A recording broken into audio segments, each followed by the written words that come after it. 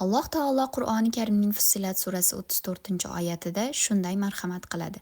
Yaxshilik va yomonlik barobar bo'lmaydi. Sen yaxshilik bo'lgan narsa bilan yomonlikni daf qil.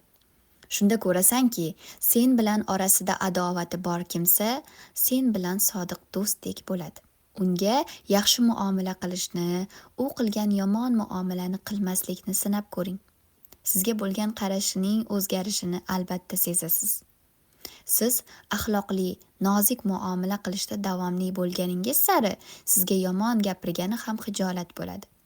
Faqat qaynona bilan o'rtalaridagi kichkina muammoga haddan oshiq e'tibor qilish, har bir muomalasini dushmanlik deb bilish, u haqida yomon gumon qilib boshqa mazmunlar chiqarish, bular o'rtadagi nizoni yanada kuchaytiradi xolos. Qaynona va qaynota zolim yoki eringizni sizdan qizg'anadigan kishilar emaslar. Zero, kelinini o'z farzandidek sevgan, kelini uchun faqat yaxshilik istagan ko'plab qaynonalar va qaynotalar topiladi. Har bir kelin qaynona va qaynotalariga doim yaxshi hurmat ko'rsatib muomala qilsin. Bu haqda erini xavotirga qo'ymasin.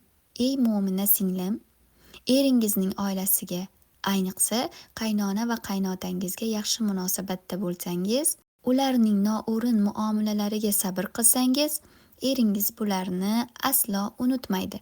Sizga nisbatan sevgisining doim oshishiga sabab bo'ladi. Bundan ham muhimi, bu muomalalaringiz bilan Allohning savobiga ega bo'lasiz. Axir hayotda yashashdan asl maqsad shu emasmi?